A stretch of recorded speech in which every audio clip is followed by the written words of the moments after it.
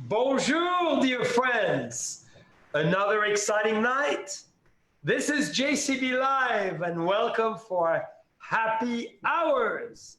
I'm going to start, of course, as a big tradition, with our fabulous bubble today. We're going to talk a lot of passion. It's going to be a very passionate moment. Woo! With a very well known, interesting, intellectual, powerful, cultured guest. I'm so honored to introduce you this guest because I've known him for a long time. I've been reading all about him forever. I love his style. I love his personality. I love his energy. And I love his sense of intellectualism and his vision of the future of wine. You will notice he's very analytical. Not only he's born in Caracas from an Italian father and an American mother, but he studied in the best schools and got his graduate school from the famous MIT. Fortunate, I sent an application. They never even bothered answered to me. I should not have deserved it. And I'm very admirative of his unbelievable career in the world of wine, writing, and obviously as well creating his own company. This is never easy to create your own firm in the wine business, and he did. And he started a media firm in Vinous, and he will show us obviously his fantastic creation as we bring it on. So ladies and gentlemen, please meet Antonio Galloni. Wow, John Charles, what an introduction. Buonasera. Buonasera, buonasera. I don't know if I can possibly live up to that introduction, but I am sure going to try. Thanks for having me. You're all more than that, as you know. And you have such an impressive background, and I'm so excited for people to meet you because you've been bringing so much to the world of wine. But first, let's have a toast. Okay. I'm starting with the JCB passion, and I know you have the red wine, so let's go with the one of your choice. Maybe the Rutherford. Well, I have this wine, the red room privé. Well, let's start with this. Yeah. Well, it's 8 o'clock here, so like it's time for like I can have like 2 glasses now. If this was like in the middle of the day, I'd be careful, but now who cares? Who cares? So Antonio, tell us where you are now. In my house, in my kitchen, which is nowhere near as elegant as where you are, but this is where I have the best Wi-Fi reception. So well, and this is the most important part of this time. So Antonio, you live in New York, huh? Yeah. So are things starting to open up a little bit and life is becoming slowly normal? Very, very slowly, but I don't know that we're not going to go back to normal like we knew it 4 months ago. You know, we're going to go back to something different, but little by little, we're close, I think, here. So, Antonio, as I was describing your background, obviously, which is quite amazing, from education to languages. I mean, how many languages do you speak? 4. 4. Yeah. So English, Spanish, Italian, and French, right? Yeah, Spanish is my first language, actually, because as you said, I was born in Caracas. So that's actually my first language. It's still the language that we speak in my parents' house when I go home and visit them. So, yeah, it's a big part of my life. And Italy, of course, because you lived there. I lived in Italy, yeah, for 3 years. Fantastic. Yep. Francese, French. French, because my mom, God bless her soul, I love her. My mom, when I was in high school, I just wanted to hang out with girls and play guitar. And I wanted to take Spanish as my foreign language because I figured I wouldn't have to study. But my mom said, you have to take French. So she made me take 4 years of high school French. And I'm like, every time I see her, like, I just thank her because, you know, these regions that I cover, if I didn't speak French, it'd be really hard. But thankfully, my mom made me take French. Thankfully, my teacher put up with me for 4 years. I was such a rebel. And yeah, so I took French. So French I learned in school. So did French help you to charm a lot of good-looking girls? French taught me a lot about culture. Hey, one thing I forgot, and forgive me, you're an incredible musician. I understand you play the guitar very well. That's what I went to college for, so I didn't really go to college. I went to music school. When you go to music school, there's like, maybe you take one elective in literature or art history, but it's really, 23 hours a day of music for 4 years straight. So, yeah.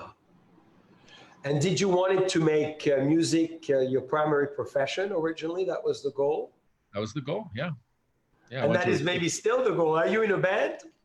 Not yet, but it's the goal to bring more music into my life for sure, because it's really fun. And when you're young, when I was in college, I was very impatient and I didn't give myself the amount of time. As an artist, the pinnacle of achievement is when you find your own voice, and that is really hard.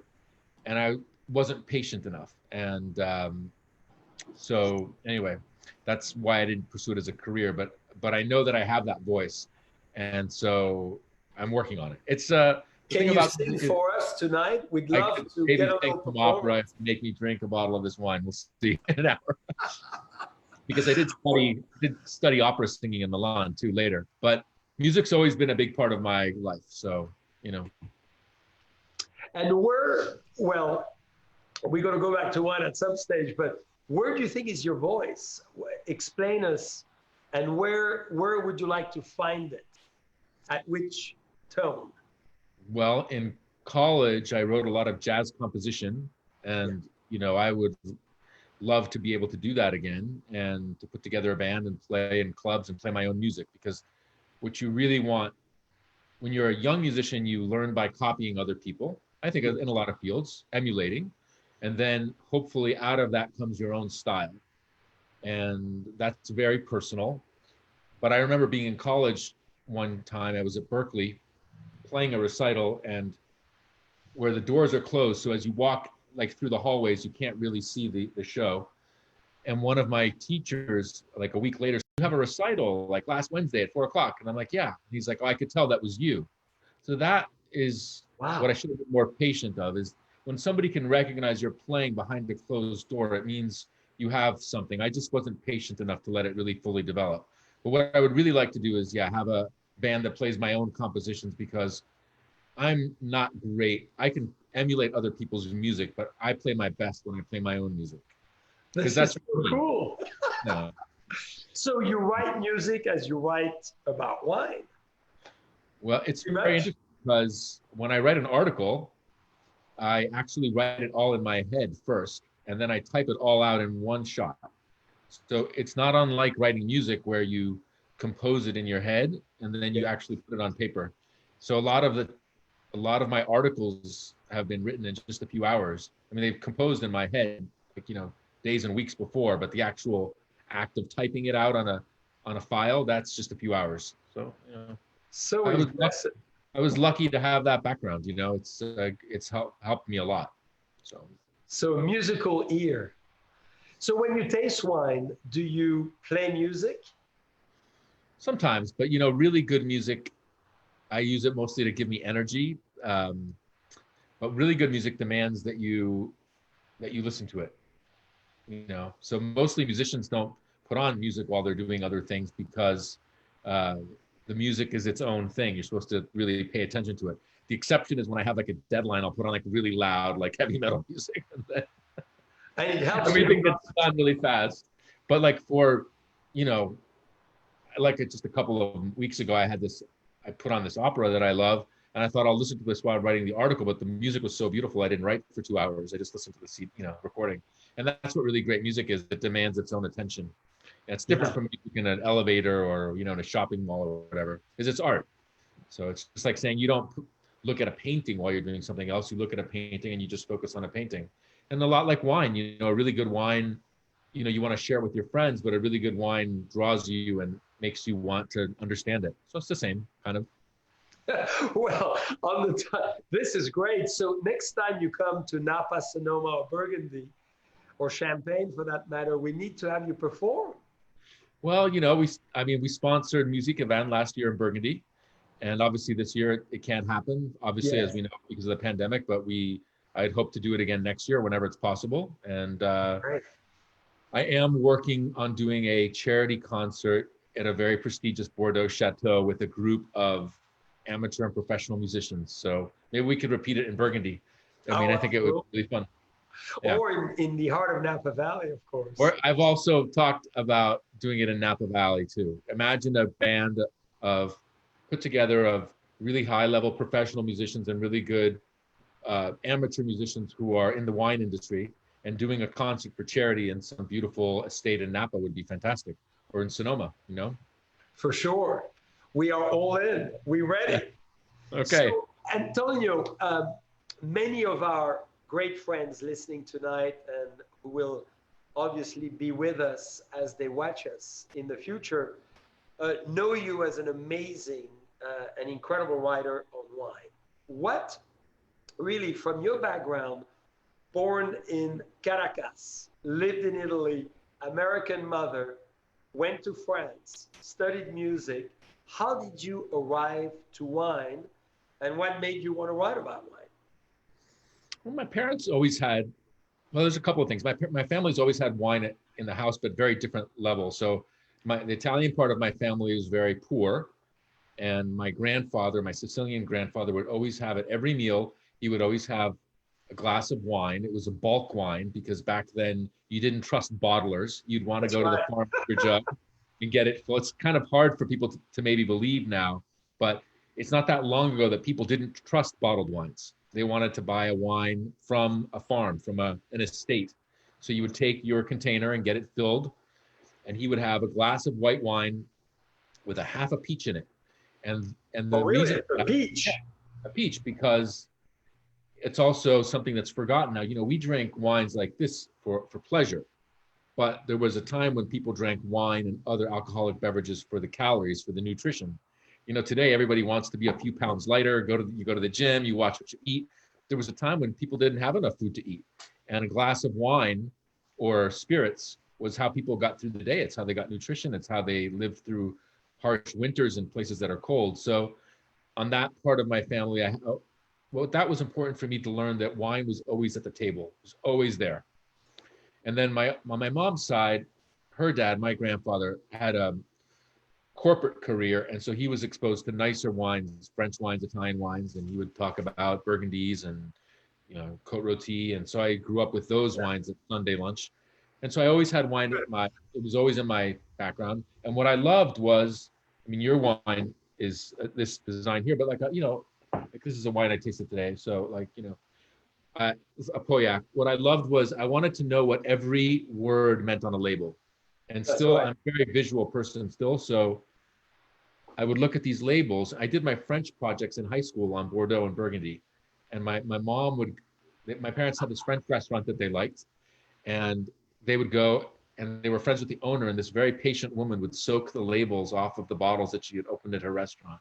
And then my mom would go pick them up. And I wrote papers when I was in high school on Burgundy and Bordeaux. That's amazing. Because I wanted to know what every word meant on these labels, right?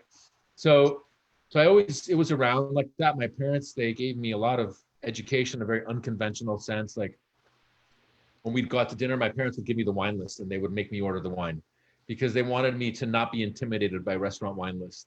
And so maybe I'd read some book that I was like in high school. Right? So maybe I'd read in some book that my parents gave me about Meursault. And so I'd order a Meursault, or about, you know, Saint Joseph, and we'd order Saint Joseph. So that they gave me the confidence to always be familiar, to not be intimidated by restaurants, to know how to read a list. Yes.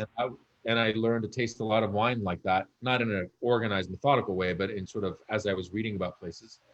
And then my parents had a wine shop, and so we sold mostly Italian wines and Bordeaux Futures and a few other things like Mer Soleil, which is very funny because we have a Santa Lucia Highlands map that we're showing tomorrow. But it was a great education to be, you know, in your early 20s and yes, all these wines. And, you know, back then, you know, my dad, who's a great cook, he would bring home a bottle of wine. Like, you can't really do this anymore unless you're really, really wealthy and successful, which my parents weren't back then for sure. But he would bring back, my parents would come home after work and they'd bring home a bottle of Chignanello or a bottle of Ornellaia or a bottle of Ceparello. And then my dad would make a braised rabbit or something. nice. You'd have the combination of like this food and wine. And that was the realization of, again, like the marriage of these two things. So I was really lucky to have these experiences. And then I started writing about wine just for fun. And I would get together with my friends and we would maybe just open a bottle of wine and they would say, well, like, what do you think about this wine? And I would describe it to them. And I noticed that I seemed to have an ability to describe a wine in a way that other people could understand, that made it more familiar to them. And they would say, oh, wow, that's really interesting. And so I just started writing about wine for fun, just to keep track of the wines that I had You had a had. wine club, or it was just a It group was of like friends? informal, but that's when I realized that maybe I had uh, an ability or an interest that maybe most people didn't have, because I could taste the wine and describe it to 5 or 6 people and it would help them understand the wine. I'm like, oh, maybe I have a little bit of a skill here, you know? Of course. Yeah, then Just I a started little writing bit. about wine for fun, and then it became, a newsletter. When I went to business school at MIT, I had I was studying opera in Milan, and I had this unbelievable teacher. And then I got into MIT, and I had this corporate job in Milan, like a cream puff job, expense account and the whole thing. But I knew that had no future, and so I thought, well, I got into MIT, and that's an incredible opportunity because I don't know how the hell I got in there, but I did. And but when I went That's a back to brilliant school. graduate school, I really missed Italy and I missed wine. And my friends that I met there, they were all like, "You love wine. It's very clear you should be doing wine." So I thought I went to this business school that's all about quantitative things to learn about like options and derivatives, because I had a job in the finance world at that point. And instead, I started writing about wine as a newsletter about wine at business school at MIT, which I'm still paying off because I was buying wines that nobody in business school with debt should be buying. So were you buying the wines from your father's shop, of course? Well, my parents live in Florida, but this was now, I'm in Boston, and I had spent all this time in Italy visiting Piedmont because Piedmont is the closest region to Milan. Yeah. I mean, I love the wines, obviously, but it was very easy to get there. So on a weekend, you could just wake up on a Saturday morning and say, like, let's go have lunch in Alba, and it's And crazy. it's November, it's the right time for It's the like truffle. living in Yountville and saying, oh, I want to go to San Francisco, or I want to go to, Oakland. I mean, you could just go, get in your car and you go. So I had the 3 years that I lived in Italy where periods when the dollar was very strong, and my job was to talk about finance to clients all over Italy. So my job in Italy took me everywhere, and I was entertaining people, and I was drinking really, really not like great wines, but really good wines every single day. And I had all these notes, and then on the weekends I would visit Piedmont, and so I collected all of this information on these wines, and that was really before they got popular. And I just decided I'm just going to publish all of my research, all of my notes, Yes. in one thing in a newsletter, and then it just took off. And so while I was in business school, I launched my first publication, which was called Piedmont Report, and I launched it while I was doing a project for MIT in Auckland. I spent a month in New Zealand in business school, which was an amazing month working for a company in Auckland, and that publication was launched right around then, and in breaks from working for this company, I would go look at the analytics, and all of a sudden I see that somebody in Brazil downloaded my PDF, somebody in Hungary, somebody in, of course, the United Are you States. serious? Yeah, They were so, taking your information and just publishing it? yeah, because the internet gives you that. So right away, there were readers in 25 countries of this Piedmont newsletter, and that's how it started. It started really just for fun, and it just kept going. Well, that's a very good inspirational to all our friends listening, because your passion, your love of what you love to do can eventually turn into your life. Yeah, I mean, it just kind of kept going. I had a momentum of its own. And I think, I think in life you have to be lucky to be in the right place at the right time. And then you also have to make certain decisions in critical moments. And it was a lot of really nice things that came together at once. Well, let's talk about those. But maybe you describe in a few words this wine, because you're the man of words, obviously. So we're serving a very unique wine today, Antonio, that is normally only available at Raymond in the Salon Privé area. This is a velvet label with the famous, of course, Napoleonic bee, who had a big influence in Barolo, as you love it. So we wanted to tie the influence of Napoleon in Northern Italy. And here it is. So describe this wine, and you know nothing about it because purposely we didn't send Antonio any notes. He doesn't need them.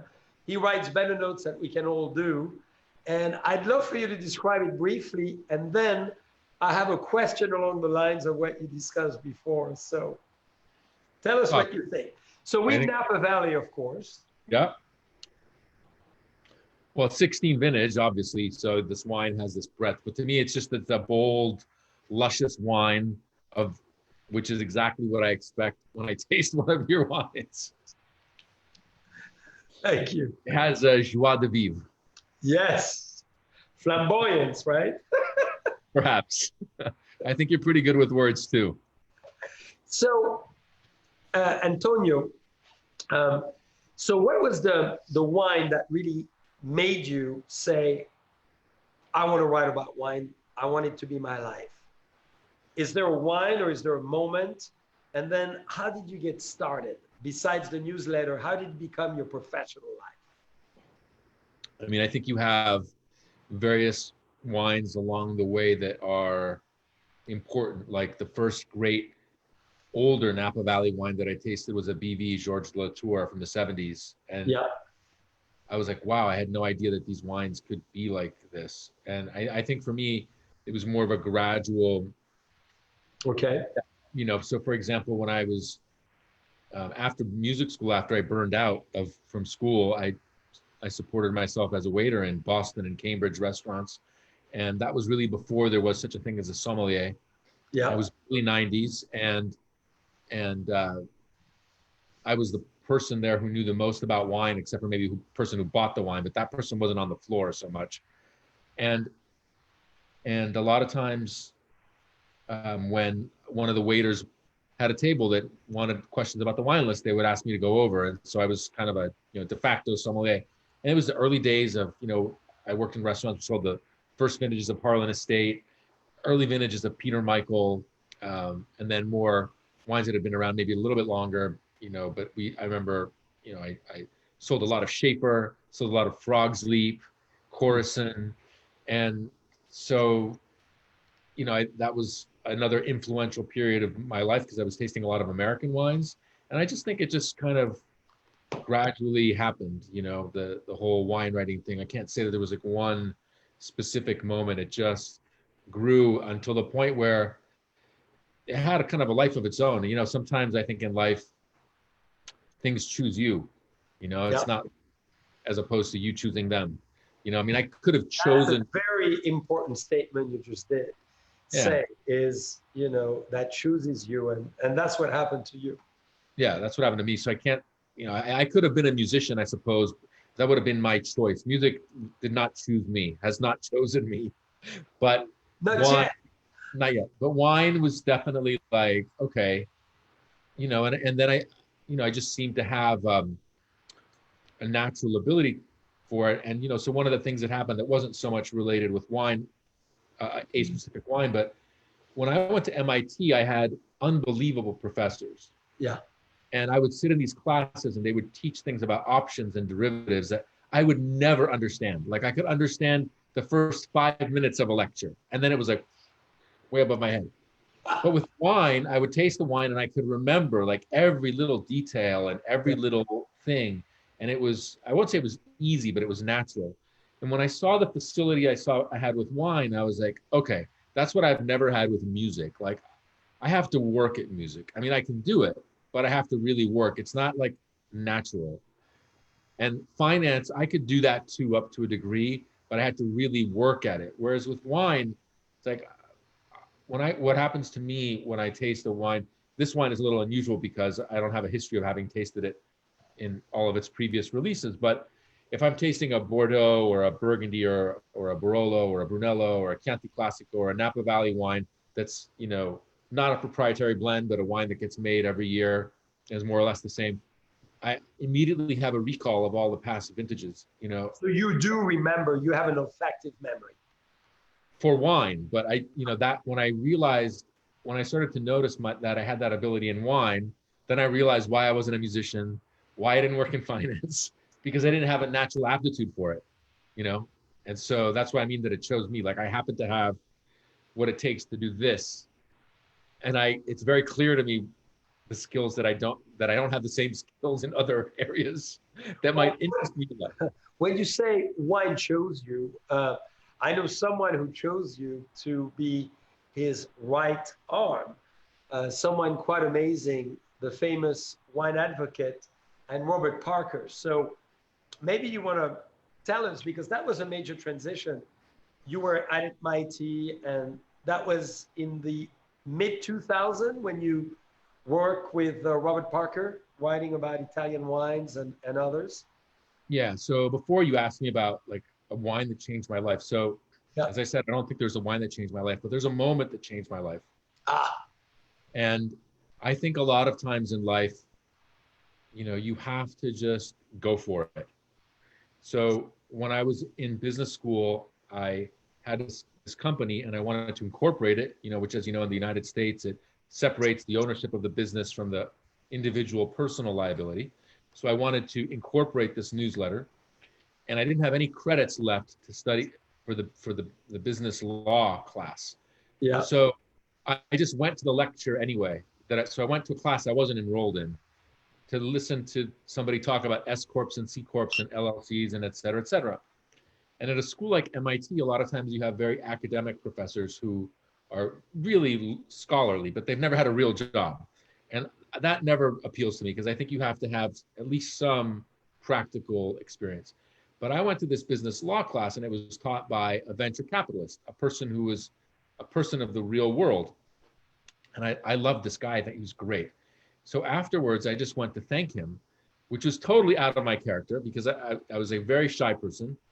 And I was really struggling to get by at MIT because it was way above my intellectual ability. So, and I was not like in the student government or I was not one of those outgoing kids. So it's very unusual that I would say, I'm going to go say hello to this professor. It's not in my character, but I just felt compelled to do it. And I always go with my instinct. So I just went and said, okay. So I just wanted to say thank you. And I just want to say thank you. That's all I wanted. And especially because at a school like MIT, professors never have time to talk with students. They're always, I mean, they do, but it's always very rushed. You have to schedule things in advance. So we just started chit-chatting, and the professor said to me, well, what do you do? And I said, well, I write about wine, and I've got this wine publication. I'm trying to figure out what I should do with it. And you know what he said to me back? He said, oh, my best friend runs the website for Robert Parker. Not too bad. Yeah. So that one moment, that one instinctive, like, I'm not going to be shy. I really feel like I need to do this. I'm going to go for it. Just out of my character. That decision, that one day, that completely changed my life, because from there, the professor introduced me to Bob's partner on the website. And then Bob interviewed me like right after that. And I was still in business school when Bob offered me the job the first time. It would have been in 2004, 2005.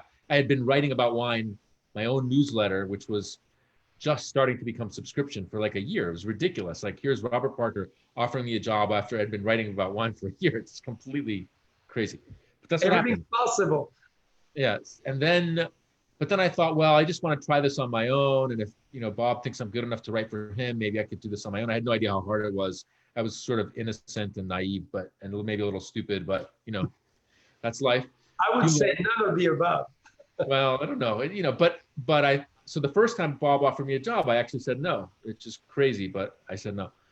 I didn't say no. I said I wanted to just be on my own, but it just was really kind of a question of timing, because, you know, maybe he wasn't in the right place either, because then what happened was about a year later, after business school, I was working for Deutsche Bank, traveling a lot, running this newsletter, had a small child.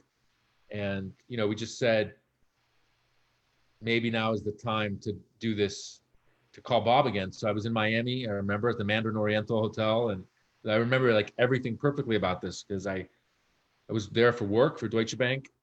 And I just called him, which is usually you have to, you know, set up an appointment and send him an email and blah, blah, blah. And I'm like, screw it, I'm just going to call him. So he was out, he called me right back, and I told him what I was thinking. And he said, you know, when I saw your message, I was hoping that this was why you were calling. So in typical Bob fashion, with the way it always worked with him, we did that deal on the phone for like in 5 minutes, maybe not even 5 minutes, five max. He's like, this is what I need. This is what I can pay you. This is whatever. And it was like, yeah, okay, fine. You know, whatever. And I told him what I needed. And it was like, literally in 5 minutes, we did a deal. And that was it. And that was in 2005 or so. And you stayed with him for how long? About 7 years, just about 6.5, 7 years. So the Emperor of Wine. So this is a big deal, you know, and you made a decision on the spot. I think those are, you know, what a lesson of life, you know, taking the opportunity, doing the impossible, going against your original instinct of music to wine. And then Antonio, which is phenomenal after 7 great years. And I think it's a great lesson of entrepreneurship for everyone as well. You decided to fly with your own wings and you started your own media company. Yeah, because you get to points and there's times in your life when you know you're at a fork. You can go left or right. Yes, you know you have to make an important decision. There's one decision which is the easy decision, but you know it's not the right one. And then there's another decision which you know is what you have to do, but you know it's going to be much harder. And yes. And Bob and I agreed on a lot of things, but we had a different view on the value of content over time. And I went to music school, and the first thing you do when you go to music school is people tell you, you never give up your publishing, ever. Mm. And the biggest mistake that musicians do is that when they're suffering and struggling, is that they give all sorts of they give away their rights to their music, and they can never get it back. And I always, you know, I was an independent contractor, and, you know, it's different now. Like, we give our people salaries, benefits, bonuses, is different structure. But back then with Bob, you didn't have any of that. So the compensation for that is, you know, that I own the content. And I knew that I wouldn't be able to do that under the new management. And I knew that this was like, if I was going to do something on my own, it had to be then. And I had that, it was like, once you get to make that decision once in life. Yes. So I knew it was going to be hard, but I had a great team of people, and we just made that decision. But it was really hard and very scary. And, you know, I'm not sure I would really suggest it because starting something is really hard. You know, a lot of times people say, if I knew how hard it was, I would have never done it. And there's plenty of times when I've felt that way. So I'm not sure that I would. It was another choice, like before, Jean-Charles, we were talking about it. It was a decision that made itself for me. But I would never recommend it for anybody else. It's just really hard. Well, I think you weigh two mountains because you are very successful and you run a vibrant company with a lot of innovation we're going to talk about. But maybe you want to share one fun moment with Robert Parker that makes you laugh as you reflect on it, as far as a wine dialogue, a wine discussion, a wine disagreement, or something that maybe everybody will get a kick out of. No, we never really disagreed. That was the funny part on wine. That was the funny part because I was very lucky to taste with Bob on a couple of occasions. Two of them were the 10-year retrospectives that he did at the Napa Valley Vintners in 2011 and 2012. And, you know, by then he was already, you know, not always feeling so great. And so I just basically poured the wines for us and we talk about them. And I just was a sponge. I would just listen and he would break down these, you know, a lot of times he didn't talk, but sometimes he would just basically give you like the whole history of each estate. You know, it was just like, I've had this a few times in life when it's one of the great experiences in life you can have when you feel like somebody is handing down their craft to you. Yes. When I studied singing in Milan, my teacher had been the assistant conductor to Carlo Maria Giulini at La Scala. He would give me these scores with the breath marks of Placido Domingo, for example, in one of the arias that I learned. And when I listened to the recording and I looked at the score, I could see it was exactly the same thing. And the maestro was handing down his knowledge that had been handed down to him handing it down to me, and I would just leave the lesson just like buzzing. And tasting with Bob was the other moment where I felt like I was really learning something from somebody really directly. And so he would break down these estates, and it was just like unbelievable. But the funny moment was that Jason Woodbridge didn't want to send a sample. He didn't want to drop off his samples. Yes. So one day he comes in wearing like this big, Indian, like those coats that he wears, those Indian coats with the tassels and everything. He gets out of, he's had a chauffeur driven car. So he gets out of his car. He's got a glass of wine in his hand. He walks into the Napa Valley Vintners room where Bob and I are tasting with a glass. He's like drinking this glass that he walked out of his car of, drinking. And he drops off his wines, and then we're just, shooting the breeze there. But that was just really funny because he's got such a like extroverted character, and we were just laughing there for a minute, and it was just fun. It was just one of those moments with these personalities that you don't forget. But we had a lot of really interesting times. I mean, we had dinner with Christian Moex once. It was wonderful, and I got and Cherise, and we had a tasting at Harlan Estate that was really fantastic. There are a lot of really great memories. So well, Gina is commenting. She loves Antonio's honesty. So true on what you were saying. And a lot of friends are saying, this is amazing. They love how natural and pure and honest you are about wine writing, which is so great. But now, Antonio, you're a big entrepreneur, and you're very humble, and I believe way too little, not telling us enough about this great app as well that you've created. Why don't you describe that a little bit, as I'm going to serve, the next wine, which is the 1.5 acre from Raymond Vineyards, the biodynamic wine. So there's Vinous and obviously the apps that you've created, and then all the maps that we should talk about. Yeah, so in 2016, at the end of 2016, we bought Delectable, which is sort of the Instagram of wine. Yeah. And that's an unbelievable app. It was so thoughtfully and beautifully designed. And what we've done to it since then is, first of all, it was mostly an iOS app because it was mostly an American used app. So we spent a lot of time putting up Android. Then we added content to it, like, Vinous content and excerpts of articles. We've improved the technology a lot. And so now the image recognition on it is better than it's ever been.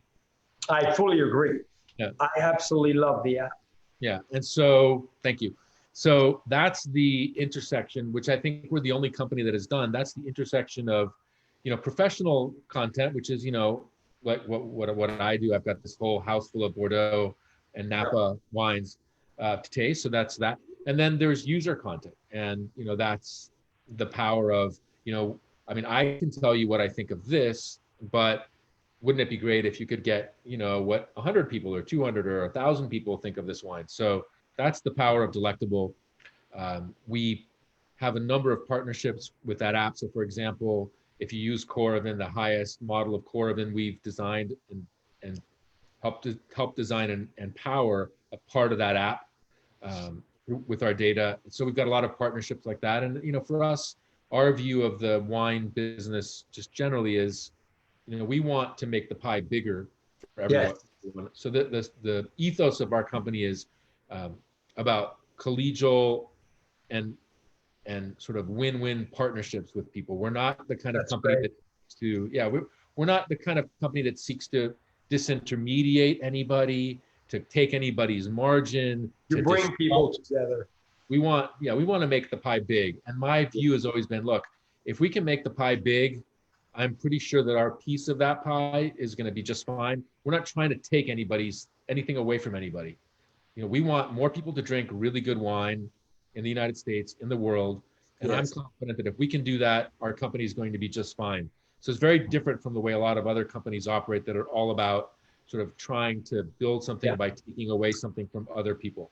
And on that note, so Delectable is the app for everybody. It's rated 4.7 stars in the Apple, iTunes store. The more people use it, the more we can make it better. It's a free app, and I'd encourage your viewers to download it, use it. tell us what you want to be They better. all are. I could see a few right now. Just Okay, good. So, but it's really, we're very, I mean, I still read every email that comes into our general Vinous email box. Customer service, taking care of people, hospitality, because I worked in restaurants, taking care of people is really high up on my level of, it is the highest thing that we can For do. sure. Because ultimately, my view always is, whenever I interview anybody, people say, oh, I want to work for you, blah, blah. I'm like, look, nobody works for me. We work for our customers. Yeah. I never tell nobody in any of our companies works for me. Nobody works for me. We all work for our customers. So I'm super focused on people, the people who support us, the people who use our products. Maybe some of them are free. There's a lot of free content on the Vinous app. That's fine. Some people are subscribers, different levels, no problem. Good. I think it's good that you have some of that free content too. Yeah, we have a lot of it. So it's, for me, like customer services and people focus is really the most important thing. And so that's the ethos that runs through all of our companies, is how do we take care of people, and again, doing things in business that are about growing the pie. So you're doing an amazing job for that, and thank you on the behalf of all the producers as well, because it's fabulous to have, for all of us, such talented, charismatic, and entrepreneurial people who are creative and who put their creativity at play and enhance it and educate others, because this is what we all need. To get the pie bigger, we need greater education. Yeah. So, Antonio, the wine we just poured, yes, for me, it sits in our new decanter, the Passion Collection, of course. I decanted it, and this is our first ever, many years ago, made by Stephanie Putnam, who you know well, at Raymond Vineyards, 1.5 acre of biodynamically certified grapes, Bordeaux style. So when you talk about you loving Bordeaux, and obviously knowing a lot about Bordeaux, and being a big fan of Bordeaux, this is the expression of the purity of the terroir of Napa Valley and St. Helena. Are you moving more of your vineyards towards organic and sustainable farming? They all are. They all are. All our vineyards, Deloach, Raymond, some Buena Vistas as well. Obviously, Burgundy, you know, they already have been. All organically certified and Demeter certified as well. So I would say today, Raymond and Deloach are the leading in that field, because we have maybe over 375 acres fully certified on both fronts. And we think it's very, very important for us, as you know. So Antonio, by the way, you could see the label is leather. You know why leather? The cow's stomach, you know, with whom we do the biodynamic preps. You know, this is where we stir and, you know, we prepare the famous Mariatoun preps. By the way, we're doing one on Friday, which will be quite exciting, the 501. Cool. I wish you had a little more enthusiasm. I know, born making wine. We have a very similar background in many ways, because we've known each other for a long time, but I never knew that your dad had a wine store, that you really drank wine all along. I knew you did at the family table, but to that level of fine wines from all around the world, that really helped develop this amazing palate of yours. I was very lucky, you know. Well, you know, we all need luck in life to do what we do. So as we have a few minutes left, I really want to go through one of the creation you've done, delectable, incredible, obviously, your phenomenal skills of writing about wine and putting wine forward and bringing more people into the world of wine. So thank you for that and congratulations. Vinous, as you know, intrigued me immensely when we were together. You showed me all the great maps that you've done, which is a titanic work, a monasterial work that the monks for me in Burgundy did from the 11th century onwards. I would love for you to explain everyone maybe the maps, that beautiful new box which encapsulates all the maps that we have available as soon as we receive them after this COVID event. we got held a little bit, but we're going to be promoting your maps at the Oakville Grocery, Oakville Wine Merchant, and all our wineries. So maybe you want to show us and explain us what you did, because this is the biggest work ever. Well, I mean, I think it might be the most. I mean, yes, we can talk about wine, and I was lucky to taste wine as a kid, and had this publication, and I love it. But I think the maps might be the most important thing that I do professionally, and the reason is, I really want to make a positive contribution to our field, and tasting wine and writing about wine. It's very temporal because I can write about this wine today. People buy it, drink it, but then after a certain number of years, that wine is finished, unless it's the exception being a few collectible Bordeaux, Burgundy, Champagne, Barolo, Napa Valley wines. But for the most part, it's very temporal. You taste wine, people buy it, they drink it, that's it. And with the maps, I really wanted to create something that was a forever project. That's right. I was inspired, by these maps, and people like Andy Beckstoffer's office. He's got those maps from 100 plus years ago, and I would look at them, and they inspired me, and I thought, I want to do something like that that's modern. And at the same time, there's this explosion of single vineyard wines in Napa Valley and in Sonoma. Yes.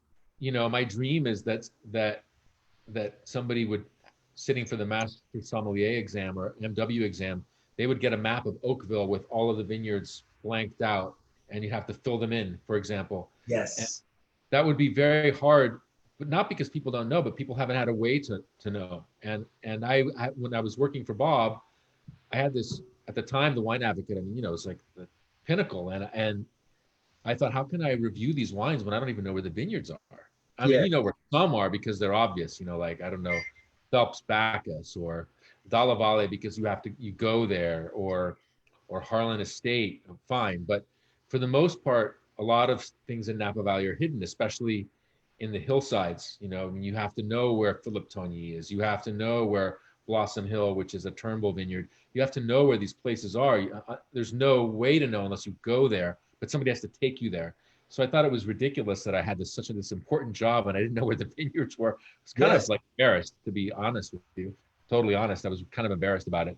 So I thought, I want to do state-of-the-art vineyards for Napa Valley and Sonoma, and then eventually the rest of the United States. Amazing. So I built a team. We built a team, a great team to do that. And we have 7 Napa Valley maps done. We have Sonoma Valley collection, which is 5 maps. Well, remember, Antonio, when on the building of Buena Vista, yes, we actually portrayed your incredible detail map, and you were sitting in front of hundreds of people explaining the map. I mean, that was one of my favorite moments. Too. Yeah. So this is an example. So this is like the Rutherford map. We call these narrative maps because there's a lot of text too. But so our partner is Alessandro Masnaghetti, who's the guy who's done all of the great Barolo and Barbaresco maps and books. So when we started to put this team together, what I learned in music school was, from Miles Davis, I learned this. I wanted to surround myself with the best people. Yes. And so I've always tried to hire the very best. And I think our writers and that sometimes that means you have to accept that some people will be better than you at some things. Yes. Which is hopefully the ultimate objective. The ultimate objective. So I always thought I want to hire the best people. And I thought, who's the best cartographer? I mean, we had done some interactive online maps, but for Piedmont, but when there was this project, I'm like, who's the best cartographer? There's only one person for this job, Alessandro. I want him. And then we've got a whole group of people behind the scenes, the people in my office, and Julia and Shay and James and Kadar. We had Kelly White worked on this map. We've had a number of people, Bryce, who's helped us as well, with collecting data. And so this is what the map is like. So you open, so that's the map, like an 8.5 by 11 sheet. Then you open it, and it looks like that. Let's see if I can show you this. This is, every vineyard in Rutherford. I think there's like somewhere between 300 and 400 properties. This is amazing. What a work. What a detailed, oriented world. The back is the narrative. The back is the history of Rutherford and some 3D maps and excerpts. So it's taking those maps that the Sylvain Pitillot maps of Burgundy, and sort Yes. of taking it to the next level, because there's much more topographical detail here, and Sure. there's much more context, because those maps, now the apps give you a little bit of this, but it's a lot about context. And now what we're doing, so this is the box that you mentioned. It's done by the same company in Europe that does Hermes and other luxury goods. It's a custom box. This is the box that we have in just a few places. We'll have them, as you said, in your places very soon. And then we're doing maps for specific vineyards, single vineyard maps, custom maps, the whole project here around mapping, because I think that this is what raises culture in wine. And, I want to walk into a winery someday that has those Burgundy maps and see a Sonoma map or a St. Lucia Highlands map or an Oakville map or a Rutherford map. So this is one of the most important projects that we're doing. And then, as you know, in this time that's very strange, as we're sort of still dealing with the pandemic, now we're in a situation where we can sell like a box of maps and a set of wines and a Coravin and do tastings and things remotely right now. I mean, nothing's going to replace coming to see, one of your properties or one of your neighbors. But while that's still difficult, we can do all sorts of distance learning with these maps. And I hope that this level of detail has never existed for California vineyards. And that's the goal, is to really do something that somebody will frame, and that it's still, somebody's going to go back like in 30 or 40 years, and they're going to say, that is the first map of Rutherford. The Rutherford Dust Society map is very beautiful, but as you know, that's a map of property lines. So it's lots of polygons and rectangles and things. It's not about vineyards. This is the first really serious map of Rutherford vineyards that has ever been done. And somebody will be able to say that was the first one. They'll be able to compare it to edition 2, edition 3. And, our company is really built around a foundation of education. And hopefully these maps will elevate the culture of Napa Valley and California wine. This is something that wasn't my idea, but it wasn't my insight. But what I've loved about these maps is all the people that I've met while doing them. And somebody once said to me, when you do a map like that of a region, it says to the world that vineyard, that region was worthy of that amount of work.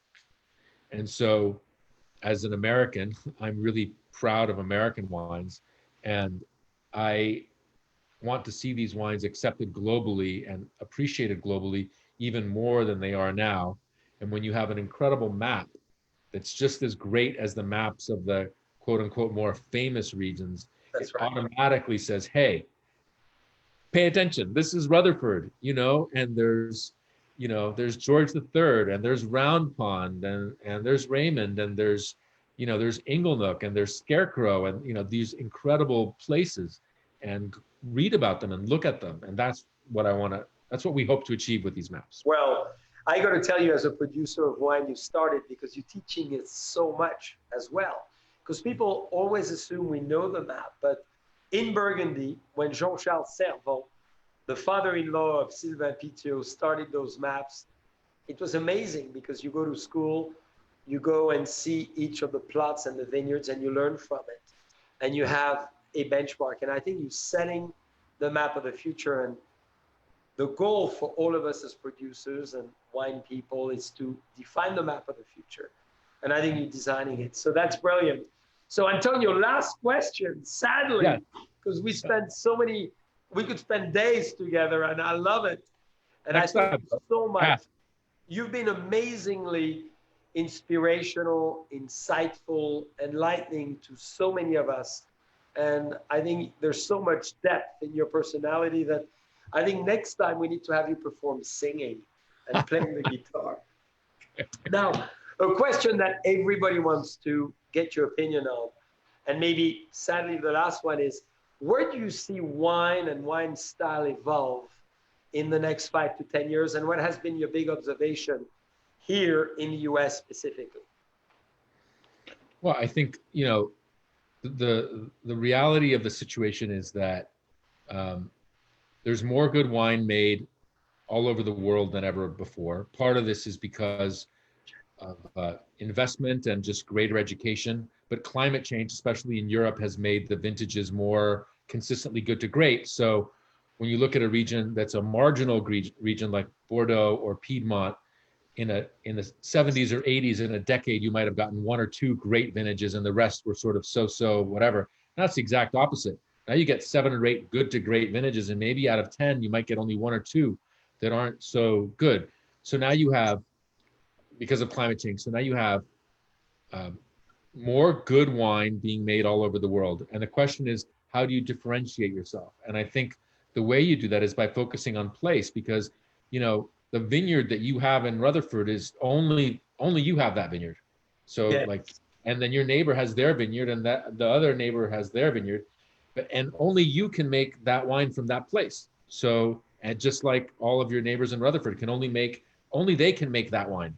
And so I think that the future has to be, how do we exalt the greatness of our sites in America? You know, you'll notice when I write about wine, I hardly ever reference French wines. I never say like, I mean, I sometimes I fall into this trap, but I really try to avoid it, to say that this wine is like. And I'm so glad you do. Yeah, this wine is like Chablis, because what that does is it creates a relationship of subservience. That's it. Yeah, so I America needs to be on its own. Sometimes I make that mistake because, you know, I'm human, but I try not to do that. And I think what we have to do in America is really exalt the personality of our sites, because only we have them. Yes. And this is the way to make wines that stand out from the mass. And since the mass is going to grow, I think it's about specificity. And that's the other reason why I'm so interested in the maps, is really understanding these places. But I think that's what we have to do in the United States, is make wines of specificity. Love it.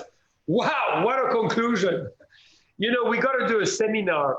You know, one of the first, most amazing moments we spent together when you did this Italian seminar at the Meritage Hotel in Napa Valley with Parker.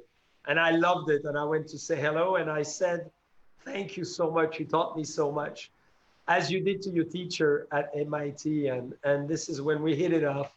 So Antonio, I want to thank you so much for having shared your wisdom, your passion, your style, your knowledge, and your wiseness, because I think you underplay your business sense, but you're an amazing businessman as well. And you're a great entrepreneur. And on the behalf of all of us making wine, it's so phenomenal and refreshing to really have such great talents talking about our wine we try to make, and the pleasure we try to bring. So thank you for the maps. Thank you for Delectable app. And thank you so much for always being the friends of the wine world and the friends of a great lifestyle. Thank you for your passion, Jean-Charles, and thanks everyone for watching. Ciao. Thank you, Antonio. See you soon. See you soon. And Bye. we'll get the maps, I hope, very soon. We cannot wait. Okay. Yeah. Cheers. Cheers.